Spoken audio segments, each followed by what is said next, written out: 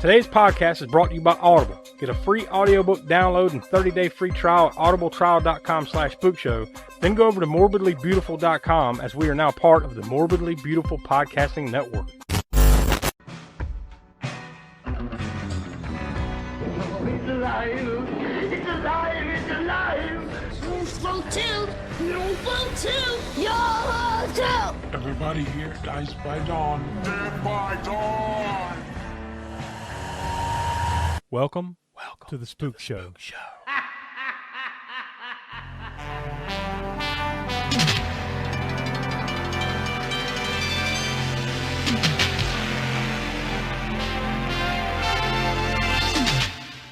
That's right, you heard the familiar opening strains of Cannon Films, and you know it's time for yet another Cannon Fodder. The whole point of this series is we randomly pick a movie from the Cannon Films library. So, I mean, it's a spin of the wheel. We've got all the movies, you know, that we kind of put in the criteria. Was it Golan Globus produce, all that jazz. Mm-hmm. We have a full list. We put it on a wheel, we spin it, and then whatever it lands on, as long as it's available to us, we watch it. So sometimes you get the highs of Masters of the Universe and Cobra. Then sometimes you get stuff like The Frog Prince. And I think this probably falls somewhere in that category. The one we're talking about today is The Magician of Lublin from 1979. This is not like Cannon movie tales or whatever. It's not like The Frog Prince. No, like, no, this is not like a joke. Yeah, like that's what I mean. Like, at least they had an excuse. Like, well, it was supposed to be like a family-friendly film. No, this is like, this was one of those kind of sad, in a way, sad attempts by Cannon to make like Oscar movies. Well, and honestly, like it, you know, if you look at the cast, like there were Oscar winners in this. Yeah. You know, you had Shelley Winters, you had Alan Arkin. The main one being Alan Arkin, yeah. Yeah. Like, you can see, and they did this a lot, dude. I'm telling you, like, this is just the beginning of movies that are similar in a lot of ways when we get deeper into the Cannon, you know, filmography here. Yeah. We've been fairly lucky with the wheel spins, to be honest with you. Because, you know, by and large, throughout the entire time we've done Cannon Fodder, it's been more Cobra, Master of the Universe, Cyborg. It's been stuff like that. Over the top. Over the top. Yeah, it's been stuff like that. It's been very kind to us. Yeah, it has been. But we're going to have a long stretch. And we've had some stretches, especially like last year. We had a long stretch of god-awfulness. And you missed some of it, you know, with the little, you know, break you took. But God damn it. Like, some of these movies, man, they're just a drag. And this is one of, like, it's not even necessarily to me, this movie, it's not like it's like a shitty movie. It's just way too long. And like, all right, so like, apparently this is based on a book by the same name, I'm pretty sure. All right, I'm out. Yeah. It's a book by the same name, The Magician of Lublin, by Isaac Bashevis Singer, which I've never read that. I don't know much about it, but I'm not going to. The one thing that I read about this movie is that, like, one of the elements that makes the book as good as it was, or apparently as beloved as it is completely lost in this movie because a lot of the movie is inner dialogue. Like, you know, what this dude is thinking. Oh, yeah. You kind of learn more about, like, well, you can't, it's really hard to do that in a movie like this. So you learn less about the guy and what kind of makes him tick in this movie than you did in the book. If that makes sense. Because really, if you're watching this movie, this dude's a piece of shit. That's what I gathered. Like, he's just a piece of shit. It just should have been called The Magician of Bullshit, or, you know, piece of shit, the movie, you know, because that's what the dude was, just a piece of shit. He's sounds like Grandpa Joe before he was bedridden. Yeah. He's a well-known piece of shit. Oh my God. What is it? Grandpa Joe, Grandpa George, the other grandpa who's even more worthless. That's my argument. At least Grandpa Joe got up. Yeah. Well. Grandpa George is still like, fuck it. Chocolate. They'll bring some back. What the hell? Anyways, Magician of Lublin. I've never seen this, obviously. I've never really even, I think I remember seeing the title maybe at some point, like what the fuck is that? And then you move on kind of thing. Like, I never cared enough to follow up. Maybe. That's it. I've never seen it. I obviously, I would assume it's the same for you, right? Yeah. I'd never heard of it. And then once I'll say this, like the cut that I saw, it was such a very poor quality look to it.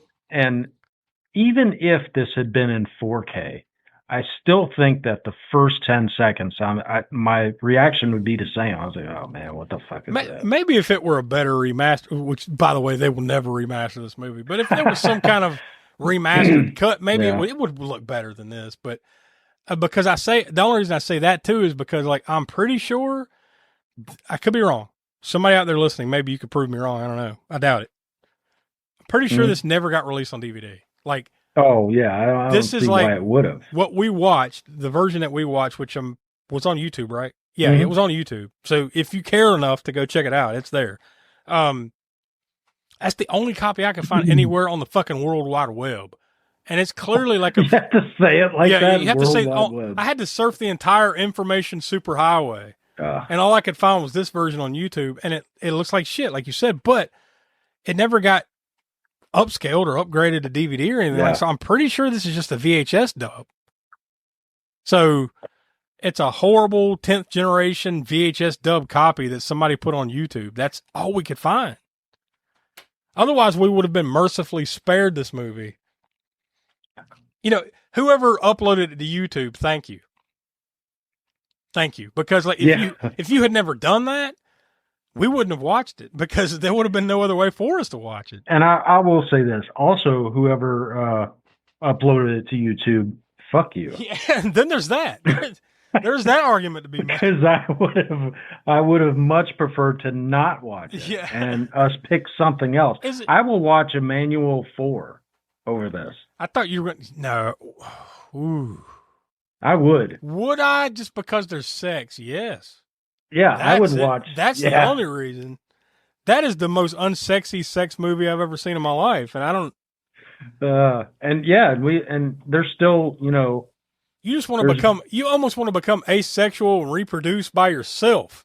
Other than if sex meant anything to do with Emmanuel 4. Shit, things we would rather do than watch. That could be a whole Magician of Lublin. That could be a whole new series. Shit we'd rather watch than this. Like we just started the new format over on Video Vortex where we're giving you 5 reasons now of like whether you should watch this or you should stay away from it. This movie would fall into the category of stay the fuck away from it. I think that's safe to say. And there's something worth mentioning. Is that Golan took over directing. He preferred director Milos Forman, who directed One Flew Over the Cuckoo's Nest. Oh wow! Yeah, right. And then, but he dropped out. So he was going to do it, and then he was going to do this. I got to go feed the dog. See ya. And then, but there was another movie that he actually directed that came out the same year as Magician of Lublin. Mm-hmm. And I don't know if I've heard of this movie or not. It's called Hair. I remember Hairspray, but this one's just called Hair. I don't know. Like, that does sound like familiar for some reason. So as far as the taglines for Hair. You mean Milos Forman did Hair instead of this, basically? Yeah. Okay. So it was political drama, rock musical, satire, comedy, romance, and war. Ugh. Which is like... That sounds awful. It's also 2 hours long. God. Yeah. Like I said, this though, Magician of Lublin, probably like that in a lot of ways, but this is like, to me, it's Oscar bait. You know what I mean? Like, this is either one of those kind of movies that like, the Hollywood Foreign Press will love this shit, and it'll be nominated for an Oscar or something, or it is what it is, where it's like, what the fuck is this? It's too serious to be taken seriously, if that makes any sense. I should also say that Milos Forman went on to direct great movies. So he Amadeus, People versus Larry Flint, I don't know if Man on the Moon is a good movie, but definitely notable. Well, I Um, mean, Menachem Golan did go on to do the Apple, and I'm just saying, maybe, yeah, he did, Hair or whatever that, and then, he went on to do bigger and better things other than, rather than waste his time on the Magician of yeah, well, Golan or not Golan. the Magician of Yeah, yeah. Oh, why yeah, not? Fuck it, why not? yeah. The Magician of Lublin. Mm. Lublin, that's where is that? That's Poland? Yeah, in real life, Poland. Yeah, It's in Poland. Yeah.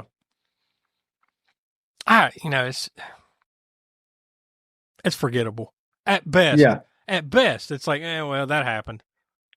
So I guess I have to kind of ask, what are the worst rated cannons? Let's give me the top 3 worst rated cannons that we have. Okay, I happen to it's Or I funny you guess said the that. bottom of 3, really. Well, I mean, I don't have them like necessarily ranked like that, but I can kind of scan through it. Like the lowest ones that I see are like hot chili. Oh God. Hot chili, we gave that a cannonball and a quarter. Pirates, you missed that one. Oh, fuck. No, I did watch it. Okay, maybe it was later on, yeah, but we only Yeah. gave that one cannonball. Oh God. Yeah, that was. I would watch that 5 times in a row. Yeah, definitely. Before watching The Magician of Lublin again. Let's see. The lowest one is Emmanuel 4 by far. Like that didn't even get a cannonball. That got 0.42 cannonballs. Oh God. To me, this is a waste of film, waste of resources. God. It's going to be hard to place it compared to some of these, because some of these ones I'm talking about here that I've said, they're awful. They're just awful. Such as The Frog Prince, which we mentioned earlier. But that was one of those like Cannon family movies, so like it can almost be forgiven. Yeah. Because at least it's for kids. It's not really meant for 45-year-old Josh to enjoy. You know what I mean? Yeah. Then the lowest ones are. We didn't really like Rockula that much, but it was still better than this. Yeah, I'd watch that, 1.6 on repeat for a day. Yeah. That was 1.6 cannonballs. Then the lowest rated one that we've watched so far, the lowest movie, is The Secret of the Ice Cave. Oh, I'd absolutely watch that. I'd watch that twice. Just twice. Yeah, that's it. Well, if the choice was like Magician of Lublin, Secret of the Ice Cave, or like a knife to the hand, yeah, I'll go The Secret of the Ice Cave, I guess. But that movie sucked.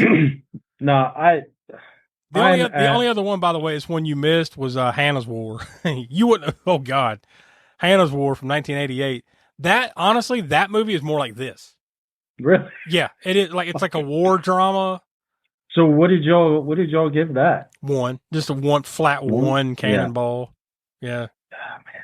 Smoke hated it more than I did. I actually brought the curve up on that one because it's kind of like this in the way that it, in and of itself, all jokes aside, it's fine. It's a well-made movie.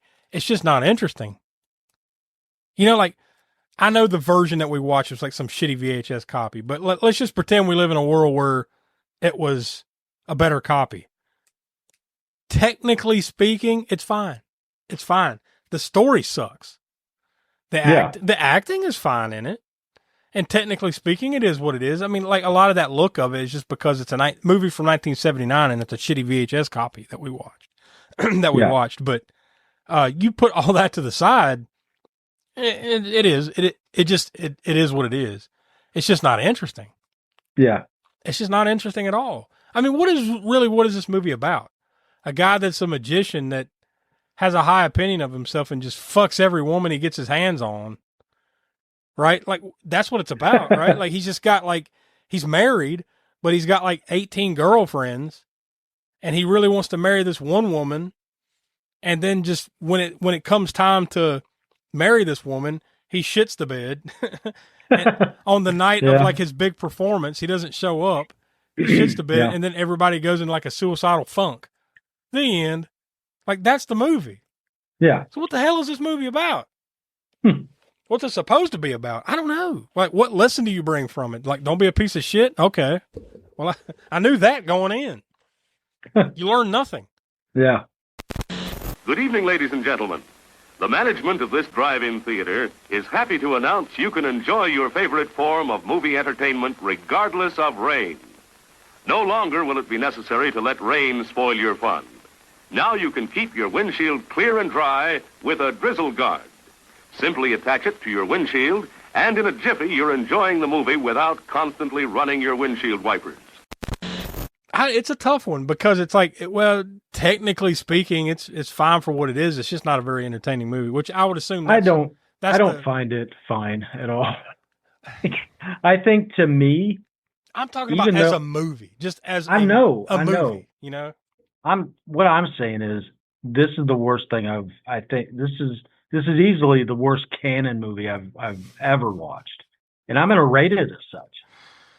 And I'm not going to blame you for that, but man, that is a low bar. That's a low bar. I'm gonna give myself some wiggle room. I'm gonna say half a cannonball. That's where I'm at. Yeah. I mean, it's hard to argue it. I'm gonna say one cannonball. Because I think the problem here is they tried way too hard. You could tell. Like I said, I've said a couple of times, this is like Oscar bait. This is like Golan thinking like, I'm a genius. This is going to win it all. And, you know, and ain't going to win shit. Unfortunately, like a lot of Cannon movies, like I've seen a few others, some movies that y'all haven't seen here yet. Yeah.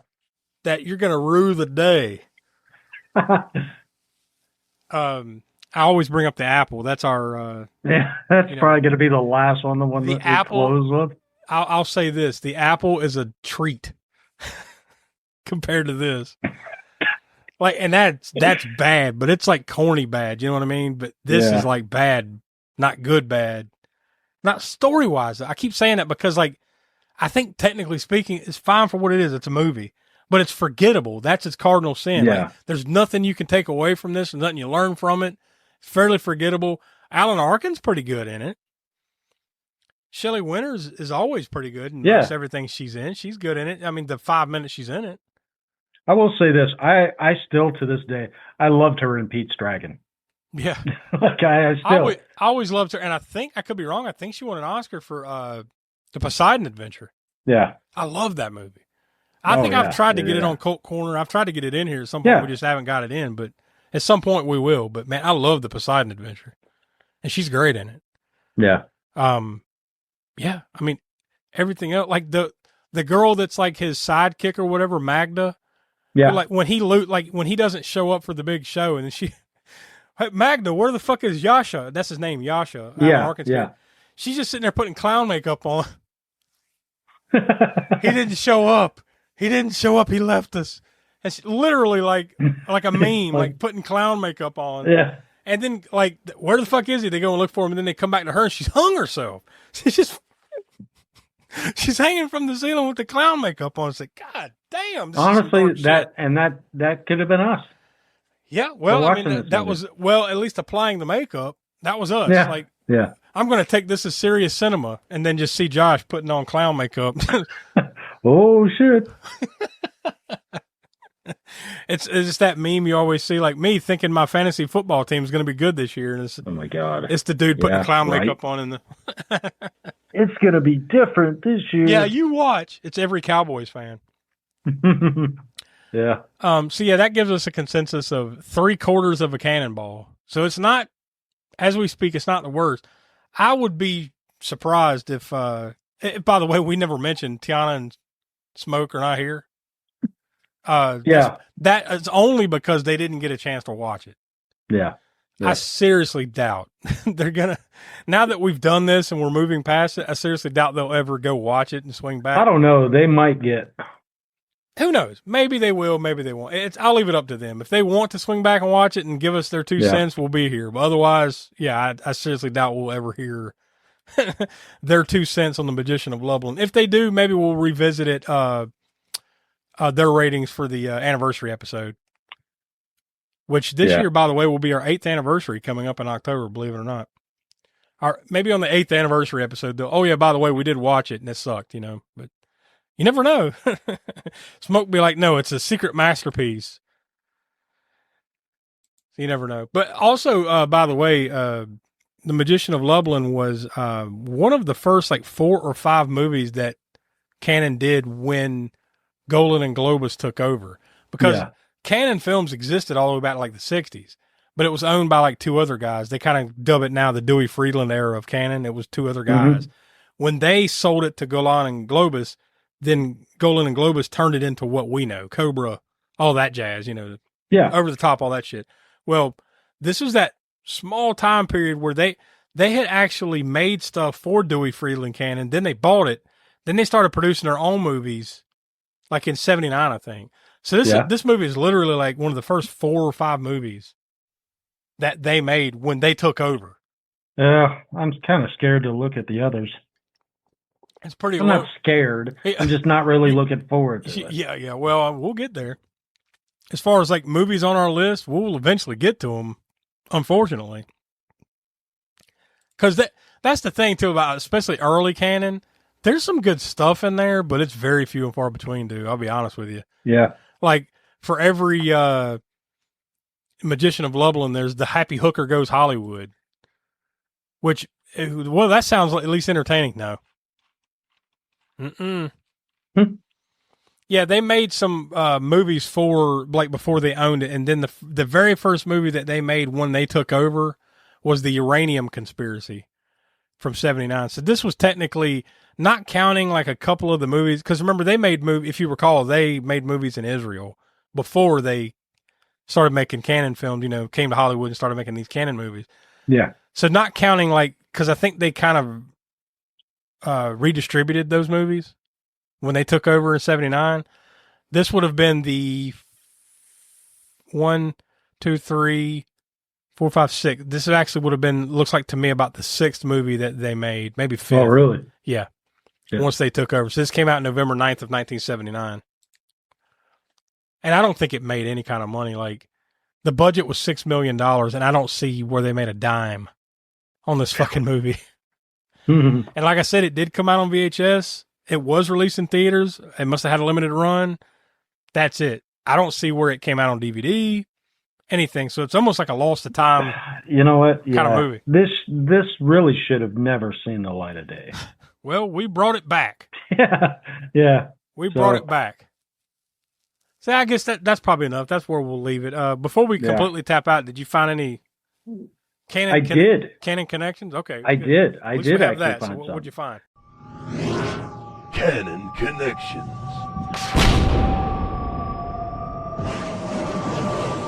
So for the cast side, we've got Yuta Efroni, who played Meckel. He's been in a ton of He's been in a lot of shit. Yeah. But he was like Cannon's boy, man. I'm telling you. He's been in only one of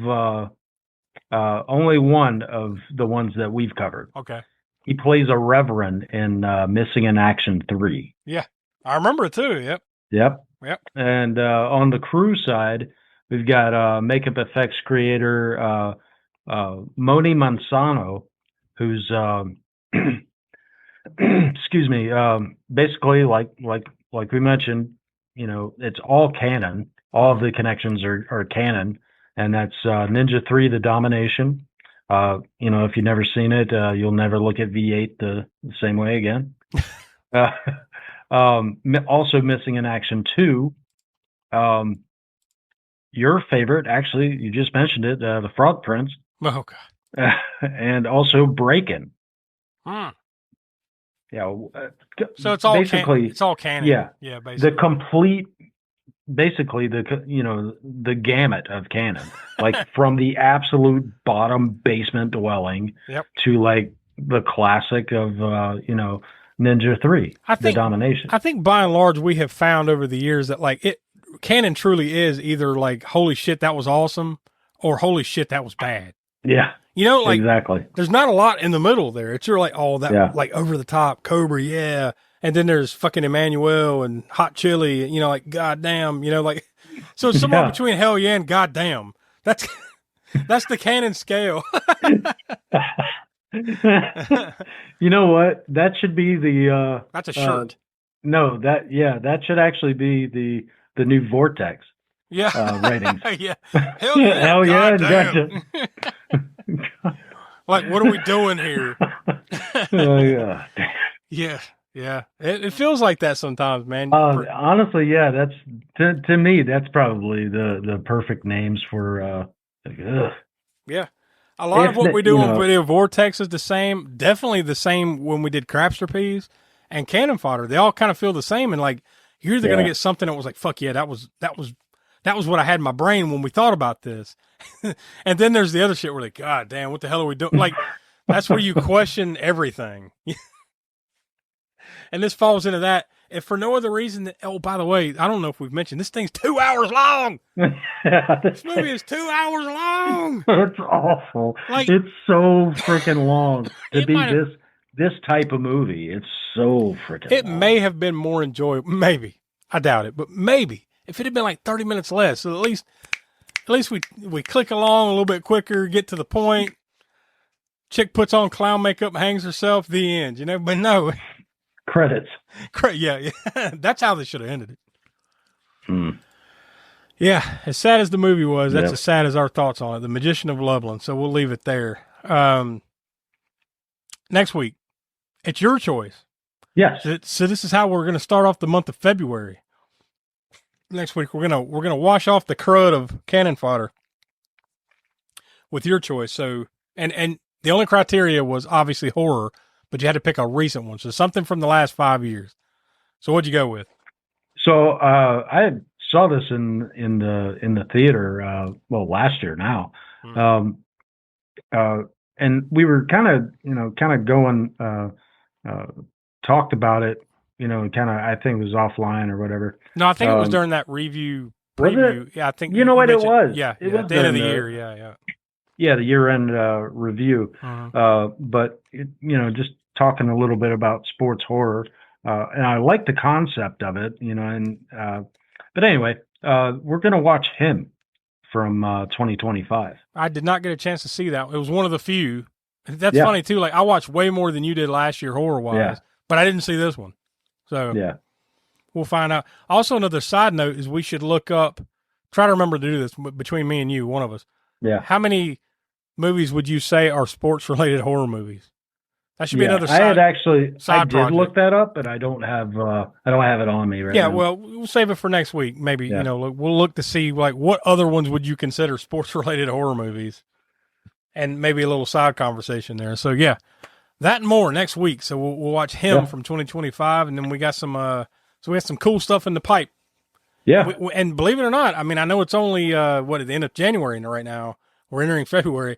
We've already been talking about what we're going to do this summer. So we're not going to talk about that just yet. We're still in the early planning phases, but trust me, the gears of the Spook Show are always turning. We're coming up with some shit left and right.